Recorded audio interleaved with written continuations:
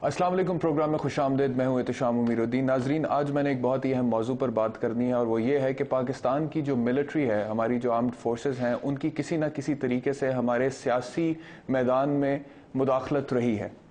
अगर आप पाकिस्तान की हिस्ट्री को उठाकर देख लें तो एक तो वो दौर है जिसमें मिलिट्री डिक्टेटरशिप्स रही हैं, हमारी आर्मी खुद इक़्तिदार में रही है सियासतदानों को साइड पे करके, लेकिन वो अदवार जिनमें जमहूरी हुकूमतें रही हैं उनमें भी मिलिट्री का पॉलिटिक्स में किसी न किसी तरीके से अमल दखल रहा है। ये क्यों रहा है, क्या अभी भी है, मुस्तकबिल में रहेगा या इसको ख़त्म किया जाना चाहिए, और अगर किया जाना चाहिए तो कैसे किया जाना चाहिए, आज के प्रोग्राम में इस पर बात करेंगे। अपने पैनल का तारुफ कराता चलूँ। मेरे साथ स्टूडियो में मौजूद हैं मुस्लिम लीग नून के रहनुमा आबिद शेर अली, प्रोग्राम में खुश आमदीद। उनके साथ तशरीफ़ रखते हैं सीनियर सहाफ़ी अंसार अब्बासी, आपको भी प्रोग्राम में बहुत खुश आमदीद। और थोड़ी देर में हमें ज्वाइन करेंगे जनरल रिटायर्ड हमीद गुल, साबिक सरबरा ISI। अंसार अब्बासी साहब, गुफ्तगू आपसे शुरू करूँगा।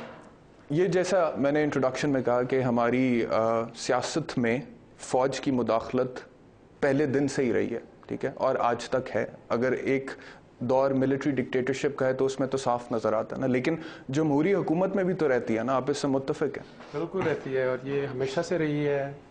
और आपने बेनज़ीर की जो दोनों गवर्नमेंट्स थी उसमें भी बिल्कुल था, जो नवाज शरीफ साहब की गवर्नमेंट्स थी उसमें भी डेफिनेटली रोल था इनका।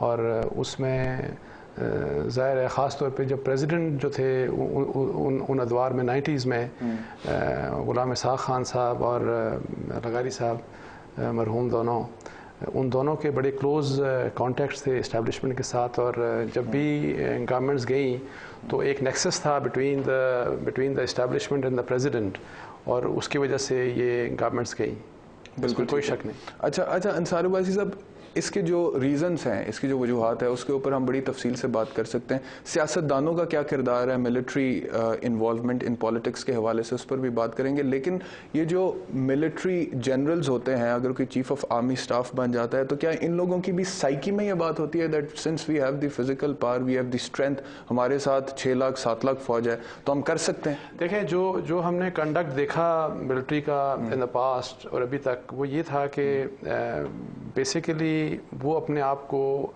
उस डिसिप्लिन का पाबंद समझते हैं जो कि मिलिट्री का एक डिसिप्लिन है, जबकि मैं ये समझता हूँ कि सिविलियन लॉ की बहुत बड़ी हैसियत है, आइन की बहुत बड़ी हैसियत है।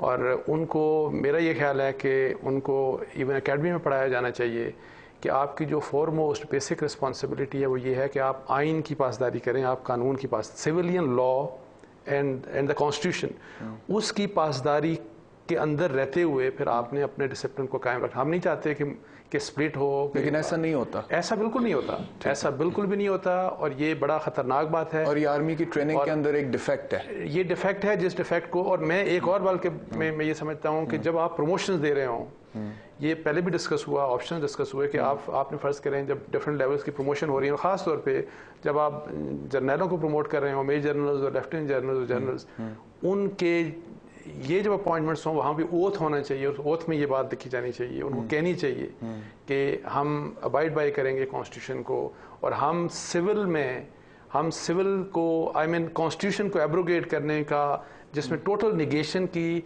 प्लेज होना चाहिए। तो ये कुछ चीज़ें मेरे ख्याल है करनी ज़रूरी है, ताकि एक साइकी जो आप कह रहे हैं वो साइकी बदलनी चाहिए।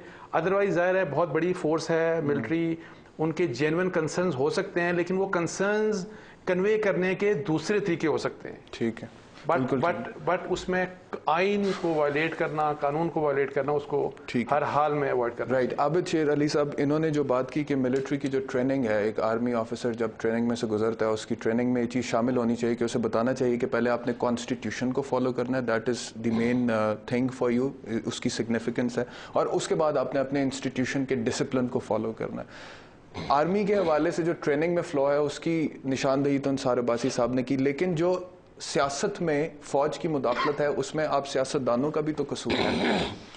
देखें जी, ये पास में प्रैक्टिस रही है, जैसे अंसार अब्बासी साहब ने कहा कि सियासत में इन्वॉल्व किया जाता रहा है, और जब सेकंड टेनोर आया मियां मोहम्मद नवाज शरीफ साहब का, और اس میں ملٹری نے ایک پرپوزل دی اپنی سیکیورٹی کاؤنسل بنانے کے لیے، اور جنرل جہانگیر کرامت جب وہ چیف آف آرمی اسٹاف تھے تو میاں صاحب نے ماننے سے انکار کر دیا، اور انہوں نے کہا کہ پارلیمنٹ پر یہ صادر نہیں کیا جا سکتا کہ آپ کی کاؤنسل بنا کے تو آپ کو پالیٹکس میں انوالو کیا جائے۔ ماضی میں غلطیاں ہوئی، سب لوگوں سے ہوئی ہیں اور سیاست میں ہوا یہ، لیکن جو اب ادوار چل رہے ہیں کہ سیاستدانوں کو استعمال کر کے اپنے مفاد کے لیے ملک کو کرائسس میں پھینک دینا، تو میں سمجھتا ہوں کہ یہ آرمی کا ود ان دا انسٹیٹیوشن ایک رول ہے۔ تو سیاستدان کیوں استعمال ہو جاتے ہیں؟ ایک عرض سن لیں، میں تو کبھی زندگی میں استعمال نہیں ہوا، اور نہ ہی الحمدللہ مجھے کسی نے اپروچ کرنے کی آپ کی پارٹی کی قیادت تو ہوئی ہے۔ یہ میں نے آپ کو کہا کہ